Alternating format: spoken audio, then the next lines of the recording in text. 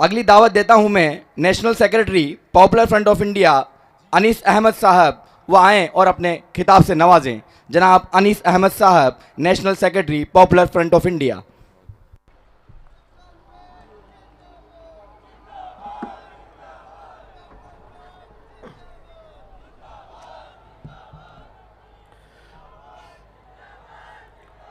अल्हम्दुलिल्लाह रब्बिल आलमीन अस्सलातु वस्सलाम अला रसूलिहिल करीम व अला आलिहि व अस्हाबिहि अजमईन इला यौमिद्दीन। बिस्मिल्लाहिर्रहमानिर्रहीम। रब्बि इश्रह ली सदरी वयस्सिर ली अमरी वहलुल उक़दतम मिन लिसानी यफ़क़हू क़ौली व क़ुल जाअल हक़्क़ु व ज़हक़ल बातिल इन्नल बातिला काना ज़हूक़ा।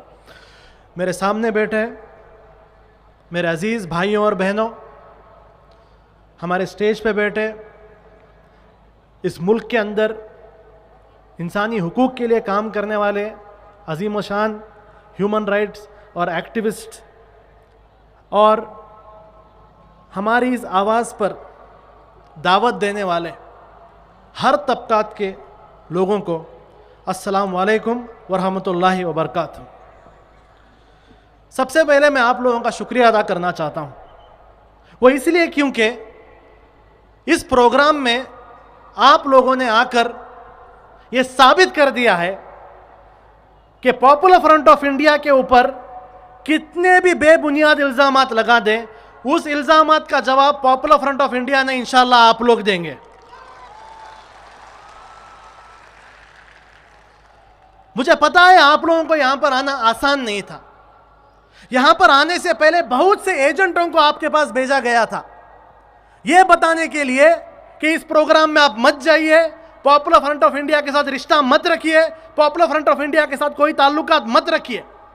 हमारे यहाँ पर जो उलमा हजरात सामने बैठे हैं, मैं आप लोगों का शुक्रिया अदा करना चाहता हूँ, क्योंकि आप लोगों ने इन सारे एजेंटों के बातों को रिजेक्ट कर कर आप लोग यहाँ पर आए, आकर आज आप लोगों ने पॉपुलर फ्रंट ऑफ इंडिया के साथ हिमायत की, पॉपुलर फ्रंट ऑफ इंडिया को सपोर्ट किया। ये आपका जो सपोर्ट है, ये पॉपुलर फ्रंट ऑफ इंडिया पर कर्ज है।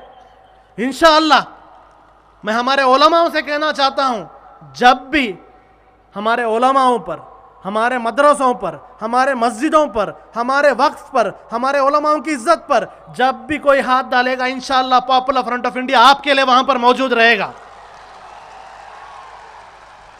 हमारे दलित भाई जो आज यहां पर आए हैं, हमारे आदिवासी भाई जो यहां पर आए हैं, मैं आप लोगों का भी शुक्रिया अदा करता हूं।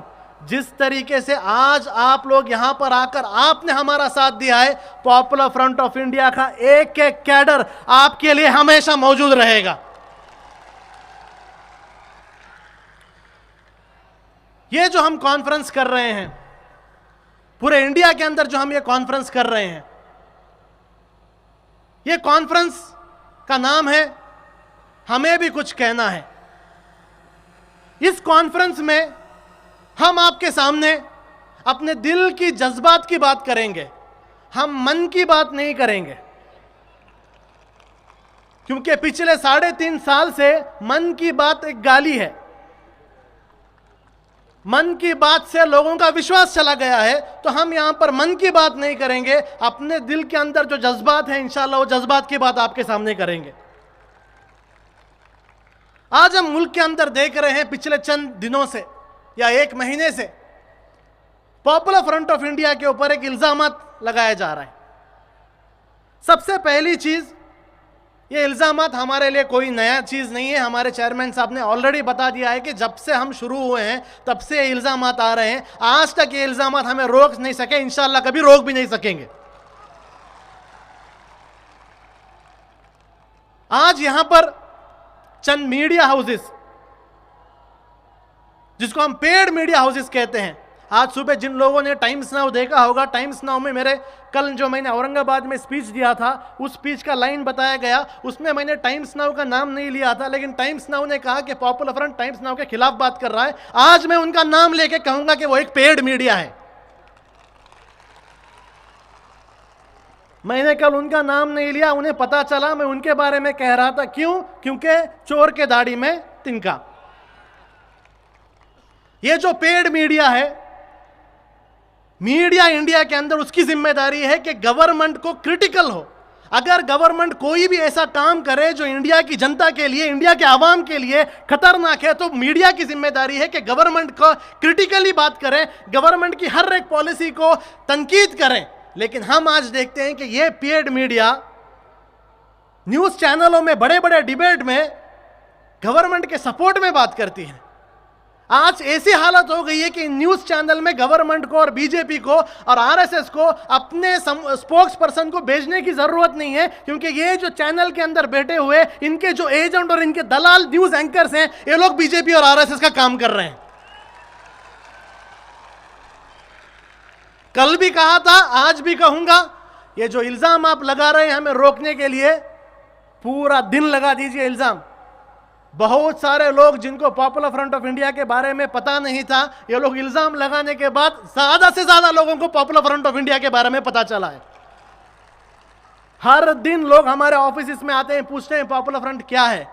हम उनको जब हमारा एजेंडा बताते हैं वो लोग हमसे जुड़ते हैं लाखों की तादाद में, चाहे वो तिरुवनंतपुरम हो, मदुरई हो, चेन्नई हो, बेंगलोर हो, हैदराबाद हो, करनूल हो, मणिपुर हो, या कल औरंगाबाद हो। इंशाल्लाह इसके बाद दिल्ली में होगा, गुवाहाटी में होगा, बंगाल में होगा, गोवा में होगा। जहां जहां ये कॉन्फ्रेंसेस हुए हैं, लोगों ने जवाब दिया है कि तुम्हारे झूठ को हम नहीं मानते, हम हक के साथ हैं और हक पॉपुलर फ्रंट ऑफ इंडिया है। ये इल्जामात मैं आपके सामने रखना चाहता हूं और मैं आपसे एक दरखास्त करना चाहता हूं कि बहुत ही गौर फिक्र से सुने। ये सारे जो इल्जामात हैं इसको गौर फिक्र से सुने और मैं इसके सामने ये इल्जामात की सच्चाई क्या है वो आपके सामने रखने की कोशिश करूंगा। तो 1 महीने पहले चंद न्यूज चैनल के अंदर ये बात आई कि NIA, national investigation agency, NIA ने होम मिनिस्ट्री को एक डोसियर दिया। डोसियर का मतलब होता है कलेक्शन ऑफ डॉक्यूमेंट्स, और उस डोसियर में बताया गया कि पॉपुलर फ्रंट ऑफ इंडिया को बैन करना चाहिए। क्यों बैन करना चाहिए? क्योंकि पॉपुलर फ्रंट ऑफ इंडिया के ऊपर 4 इल्जामात हैं। अब वो एक एक इल्जामात मैं आपके सामने पढ़कर सुनाऊंगा और उसकी सच्चाई के आपके सामने रखूंगा। पहला इल्जामात यह था कि 2010 में केरला में एक स्कूल टीचर जिसका नाम जोसेफ था, उस पर हमला हुआ, उसका हाथ काटा गया और यह हमला पॉपुलर फ्रंट ऑफ इंडिया की तंजीम ने किया। इसकी असलियत यह है कि 2010 में जोसेफ नाम के एक शख्स जो एक टीचर था, उसने क्वेश्चन पेपर बनाया और उस क्वेश्चन पेपर में उसने नबी करीम सल्लल्लाहु अलैहि वसल्लम के ऊपर इतनी गंदे अल्फाजात इस्तेमाल किए। वो अल्फाजात इतने गंदे थे कि खुद जिस चर्च के स्कूल में वो काम करता था उस चर्च ने उसकी तनकीद की और उसे काम से सस्पेंड कर दिया। इतना एक बुरे अल्फाज उसने इस्तेमाल किए थे। चंद वहां के मकामी नौजवानों ने उसके इस काम से गुस्सा आकर उस पर हमला किया, जिस हमले में उसके हाथ कट गए। वो मकामी बहुत सारे नौजवान थे जो इस हमले में शामिल थे, उसमें पॉपुलर फ्रंट ऑफ इंडिया के 1 या 2 लोग भी थे। एक मकामी इंसिडेंट था। इंडिया के अंदर लोकल इंसिडेंट होते रहते हैं, हर गली मोहल्ले में हमले होते हैं, हर गली मोहल्ले में लोकल इंसिडेंट्स होते हैं और हर इस इंसिडेंट में किसी ना किसी तंजीम, किसी ना किसी पार्टी के शख्स होते हैं। लेकिन यहां पर एक पॉलिटिक्स खेला गया। वो पॉलिटिक्स ये था कि इस इंसिडेंट को लेकर पॉपुलर फ्रंट ऑफ इंडिया को बदनाम करो, हम पर इल्जामात लगाए, हमारे ऑफिसों पर रेड किए गए, हमारे मेंबर्स को अरेस्ट किया गया। हमने उसी दिन केरला के अंदर और दिल्ली के अंदर प्रेस कॉन्फ्रेंस बुलाकर हमने कहा यह केस के साथ हमारा कुछ भी लेना देना नहीं है। पॉपुलर फ्रंट ऑफ इंडिया इसको कंडेम करता है, हमारा कोई लेना देना नहीं है। ये दूसरे दिन हमने कहा, लेकिन यह बात किसी को नहीं चाहिए थी, कोई सुनने के लिए रेडी नहीं था।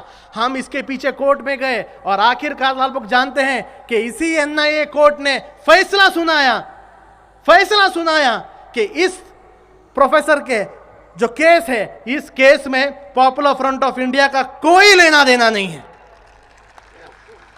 लेकिन आप लोग यहां पर सोचेंगे कि ये चीज जो कोर्ट का ऑर्डर है, ये कोर्ट का ऑर्डर कोई भी मीडिया कोर्ट नहीं करता। दूसरे टाइम पर बड़े बड़े कोर्ट की बातें करते हैं लोग, 3 तलाक कोर्ट का हुक्म है, इसका कोर्ट का हुक्म है, कोर्ट का हुक्म। लेकिन जब वही कोर्ट ये कहती है कि पॉपुलर फ्रंट ऑफ इंडिया का कोई भी तंजीम इसके साथ जुड़ा हुआ नहीं है, ये कोर्ट की बातें ये लोग नहीं करते। ये एक मुनाफिकत है। मैं आपको सच्चाई बताता हूं, ये लोग कहते हैं कि पॉपुलर फ्रंट को बैन करो क्योंकि इसके चंद लोगों ने इस क्राइम में शामिल थे। मैं आपके सामने बताता हूं इंडिया के अंदर कितने पॉलिटिकल किलिंग्स होते हैं। पॉलिटिकल किलिंग का मतलब होता है जहां पर सियासी पार्टी के लोग आपस में एक दूसरों का मर्डर करते हैं। पिछले 6.5 साल का हमने राइट टू इंफॉर्मेशन एक्ट से केरला पुलिस के पास से हमने इंफॉर्मेशन लिया। आपके सामने मैं पढ़ता हूं अभी वो चीजों को। उस रिपोर्ट में आया कि इस कांग्रेस की 5 साल और सीपीएम के 1.5 साल, इसमें कितने मर्डर्स हुए और मर्डर में कौन कौन शामिल है आप लोग जानते होंगे कि 24 मर्डर केसेस में वहां पर की जो रूलिंग गवर्नमेंट है कम्युनिस्ट पार्टी के लोग इन्वॉल्व थे। और बीजेपी जो अपने आप को बड़ी साफ कहती है कि हम पर वहां पर जुल्म हो रहा है, केरला में हमारे मेंबरों पर हमला हो रहा है, अमित शाह जाकर वहां बड़े बड़े रैली कर रहा है, इसी बीजेपी के लोग सिर्फ 6.5 साल के अंदर 17 मर्डर केसेस में इन्वॉल्व हैं। 17 मर्डर केसेस में। कांग्रेस पार्टी और उनके जो अन्य लोग हैं उनके ऊपर 2, मुस्लिम लीग के ऊपर 4, पॉपुलर फ्रंट के ऊपर 2। अगर इसी बुनियाद पर अगर आपको बैन करना है तो सबसे पहले बैन आपको बीजेपी को करना है क्योंकि उनके लोग 17 मर्डर केसेस में इन्वॉल्व हैं।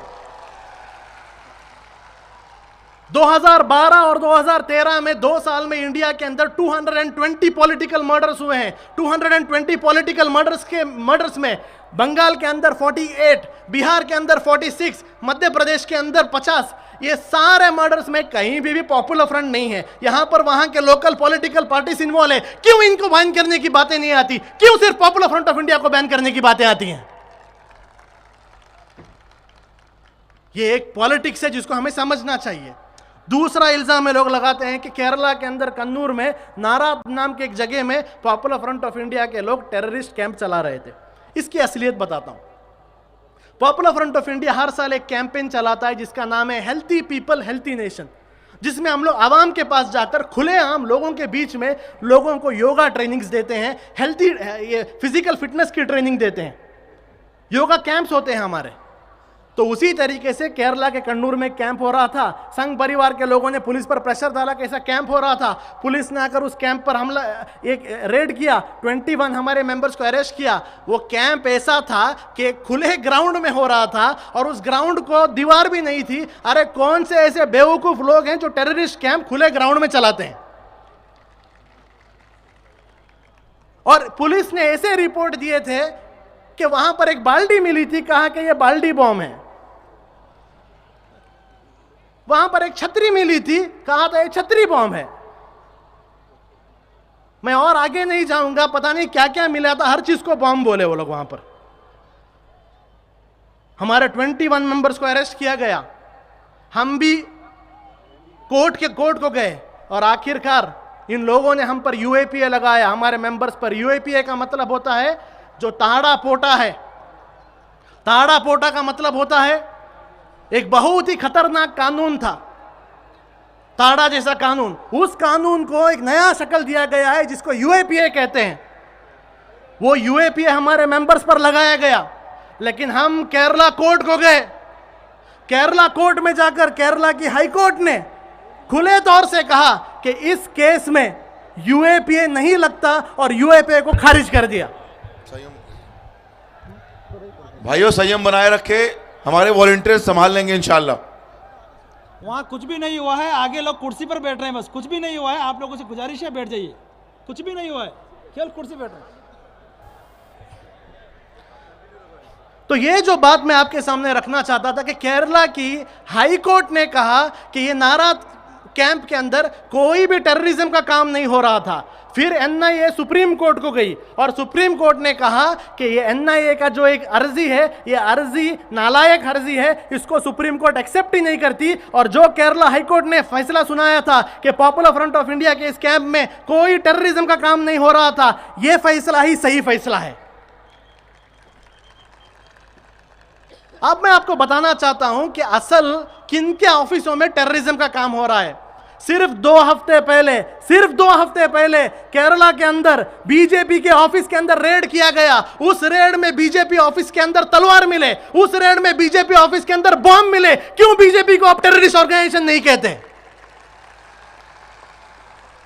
2006 में यूपी में, 2006 में महाराष्ट्र के नांदेड़ में 2 बजरंग दल के मेंबर बॉम्ब बनाते बनाते मर गए। 2008 में कानपुर में बजरंग दल के 2 लोग अपने अपार्टमेंट में बम बनाते बनाते ब्लास्ट होकर मर गए। तमिलनाडु के अंदर तेनकासी में आरएसएस के ऑफिस के अंदर पाइप बम मिला। ये सारे चीज मिलते हैं, लेकिन आप उनको टेररिस्ट नहीं कहते। जिनके ऑफिसों के अंदर बम मिलते हैं, जिनके मेंबर्स बम बनाते बनाते मर जाते हैं, आप उनको टेररिस्ट नहीं कहते। और यहां पर हम योगा कैंप चलाते हैं, उसको टेररिस्ट कैंप कहते हो। ये दोहरापन, इसको मुनाफिकत कहते हैं। तीसरी चीज बहुत ही हंसने वाली चीज है। एक नया इल्जाम लगाए हैं कि पॉपुलर फ्रंट ऑफ इंडिया के लोग मुसलमानों को इंटरव्यू लेके, एप्लीकेशन लेकर, अच्छी अच्छी बातें कर कर उनको सीरिया बेचते हैं आईएस ज्वाइन करने के लिए, आईएसआईएस ज्वाइन करने के लिए। मेरे सामने बैठे मुस्लिम लीडर्स जो बैठे हैं यहां पर, मेरे सामने हमारे मस्जिद के जो उलमा बैठे हैं, मैं आप सबको मुबारकबाद देना चाहता हूं, क्योंकि आप लोग को हैरानी होगी। ये कहते हैं कि इंडिया में आईएस हो रहा है। आज सुब्रमण्यम स्वामी ने कहा कि आईएस का काम हो रहा है। आपको पता है इंडिया से कितने नौजवान सीरिया गए हैं? ये मीडिया के रिपोर्ट के मुताबिक आपको लगेगा हजारों लाखों की तादाद में गए हैं। आपको पता है कितने गए हैं? 100 भी नहीं गए हैं। 100 भी नहीं गए हैं। 18 करोड़ मुसलमानों की तादाद से 100 भी नहीं गए हैं। 0.00001% भी नहीं गए हैं। राजनाथ सिंह होम मिनिस्टर ने कहा था कि इंडिया के अंदर आईएस का मुसलमानों के अंदर कोई भी एक इन्फ्लुएंस नहीं है। क्यों?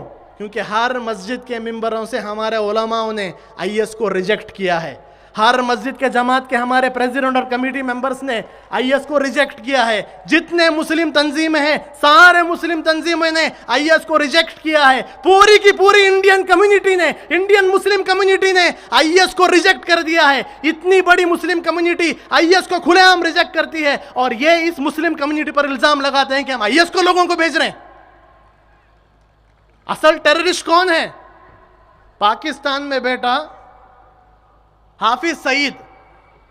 वो कहां है किसी को नहीं पता। उसका लोकेशन सीक्रेट है। इंडिया के रॉ को नहीं पता, इंटेलिजेंस को नहीं पता, किसी को नहीं पता। लेकिन आरएसएस का एक जर्नलिस्ट वैदिक पाकिस्तान में जाकर उसके साथ बैठकर चाय पीता है।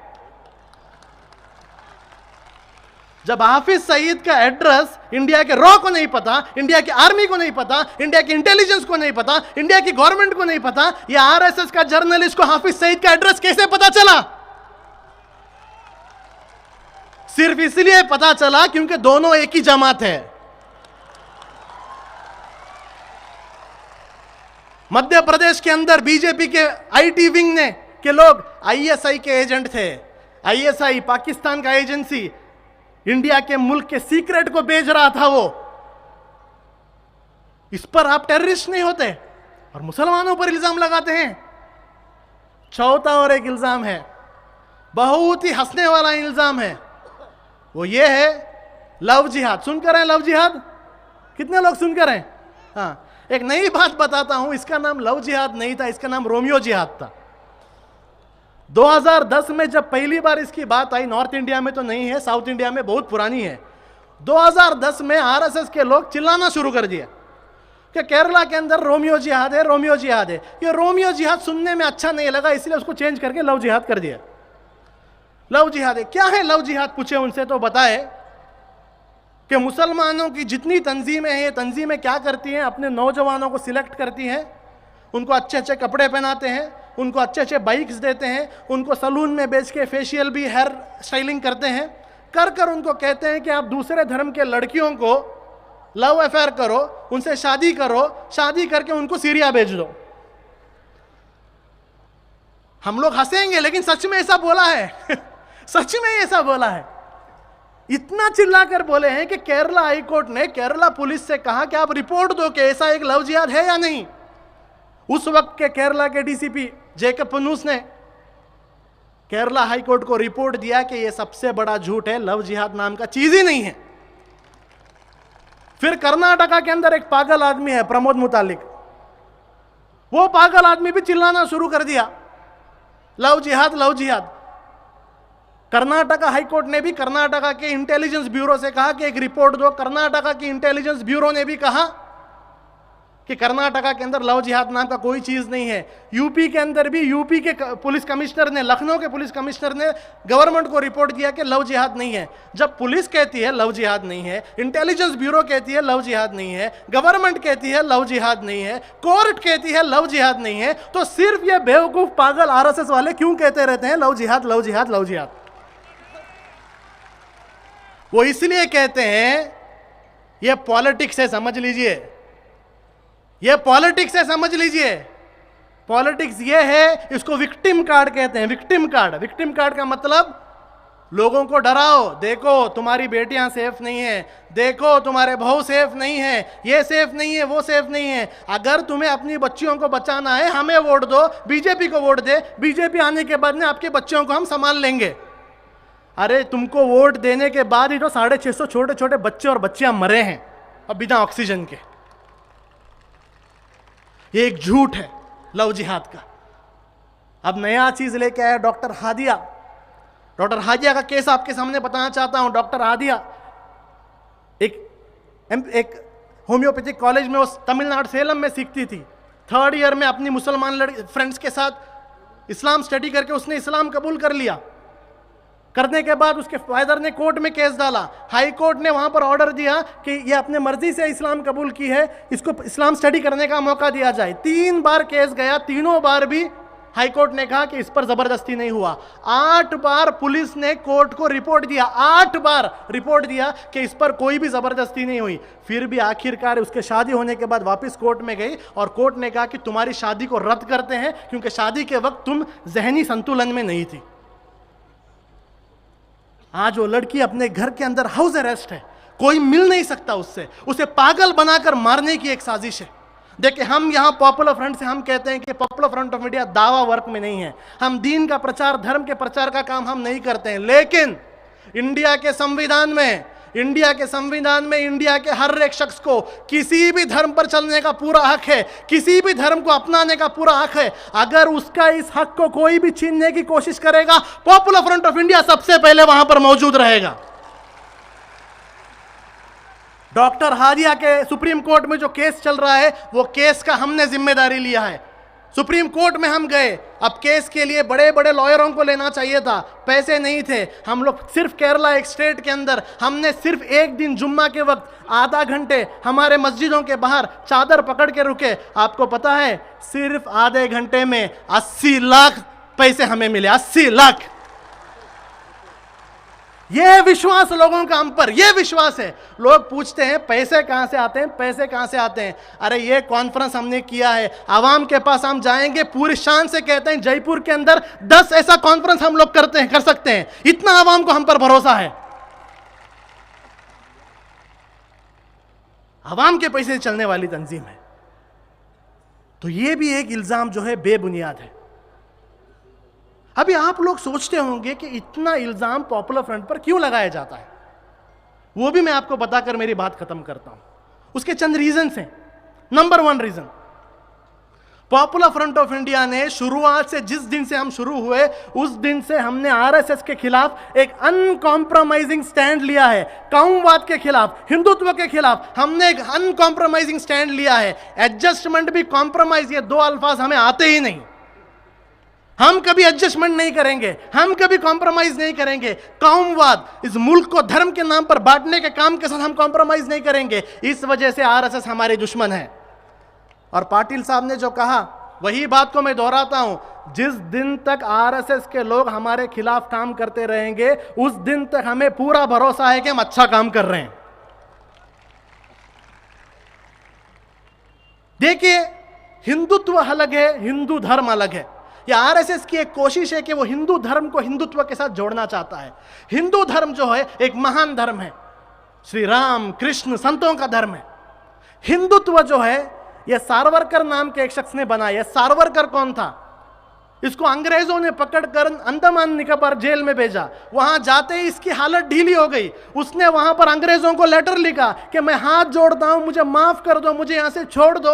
अगर आप लोग मुझे छोड़ोगे, जिंदगी भर आपकी तलवे चाटूंगा, कभी भी अंग्रेजों के खिलाफ काम नहीं करूंगा। यह है सावरकर।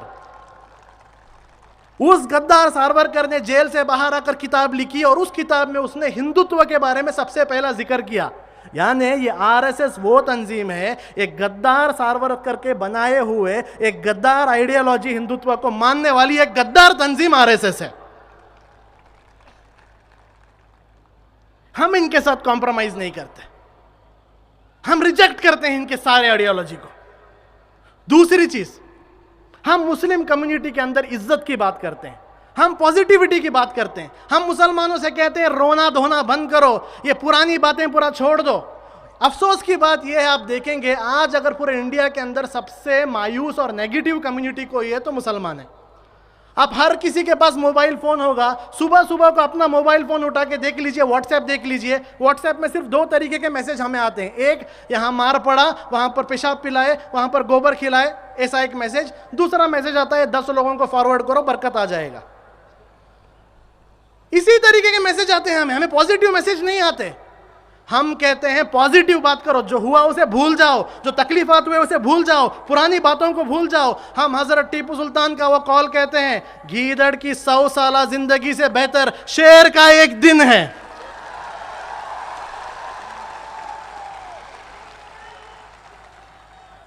जिएंगे जिएंगे जानवरों की तरह नहीं जिएंगे, जिएंगे तो इज्जत से जिएंगे, मरेंगे तो इज्जत से मरेंगे। सिर्फ जीने की बात नहीं, इज्जत के साथ जीने की बात पॉपुलर फ्रंट ऑफ इंडिया करता है, और यह बात उन्हें पसंद नहीं है, इसलिए वो हम पर इल्जामात लगाते हैं। तीसरी चीज, हम मुसलमानों को मेन स्ट्रीम में लाने की बात करते हैं। सचर रिपोर्ट में आता है सबसे पिछड़ा हुआ कम्युनिटी इंडिया के अंदर कोई है, मुस्लिम कम्युनिटी है। 3.5% IAS officer, 4% police officer, army में सिर्फ 4%, रेलवे में सिर्फ 4%। किसी महकमे में भी देख लो, मुसलमानों का परसेंटेज सिर्फ 3 या 4% है। सिर्फ एक ही जगह है जहां पर हम हमारे तादाद से ज्यादा हैं, वो है जेल। जेलों में भरा गया, इल्जामात लगा के, झूठे इल्जामात लगा के जेलों में भरते हैं। 8 साल के बाद कहते हैं आप बेगुनाह है, बाहर आ जाओ, आपके जो 8 साल खराब हो गए उसके लिए आपको एक ऑटो रिक्शा दे देंगे। हैदराबाद में ऐसा ही हुआ। तो हम कहते हैं कि एजुकेशन मुसलमानों के अंदर आए। मैं यहां पर इस स्टेज से कहना चाहता हूं कि पॉपुलर फ्रंट ऑफ इंडिया का जो एजुकेशन कैंपेन है, जिसको हम स्कूल चलो कहते हैं, इंडिया के अंदर गवर्नमेंट ऑफ इंडिया के बाद सबसे बड़ा educational campaign popular Front of India का कैंपेन है। यह उन्हें पसंद नहीं, इसलिए हमें टारगेट किया जाता है। चौथी चीज, पॉपुलर फ्रंट ऑफ इंडिया जितने अलग अलग तंजीमें हैं, जितने अलग अलग धर्म के लोग हैं, उनके साथ मिलकर काम करता है। दलितों के साथ, सिखों के साथ, आदिवासियों के साथ, कम्युनिस्ट लोगों के साथ, सबके साथ मिलकर हम काम करते हैं। मैं आपको बताना चाहता हूं, ये तंजीम में मेंबरशिप सिर्फ मुसलमानों की होगी, लेकिन ये तंजीम का नारा है, पॉपुलर फ्रंट का नारा है, हर मजलूम हमारा है। हम मजलूम का धर्म नहीं देखते, हम मजलूम की जात नहीं देखते। कर्नाटका के अंदर जब चर्चों पर हमला हुआ था, चर्चों पर हमला होने के बाद उन चर्चों की हिफाजत के लिए सबसे बाहर, रस्ते पर चर्चों के बाहर रुकने वाले अगर कोई थे, पॉपुलर फ्रंट ऑफ इंडिया के कैडर्स थे।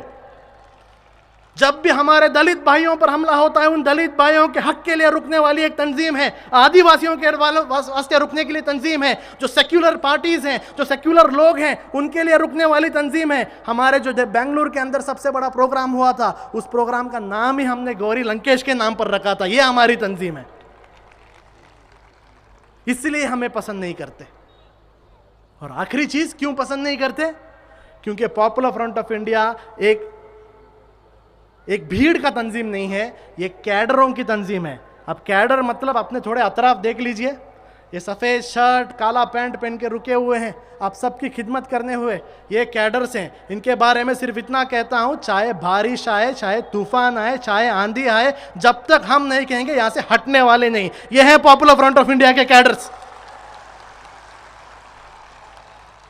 जब आंधियों से हम लोग ये कैडर्स नहीं हटे, जब आंधियों से ये कैडर्स नहीं हटे, जब तूफानों से ये कैडर्स नहीं हटे, जब पुलिस के इतने सारे केसों से ये कैडर्स नहीं हटे, जो इतने लाठियों से ये कैडर्स नहीं हटे, तो आरएसएस के चड्डियों से हटेंगे क्या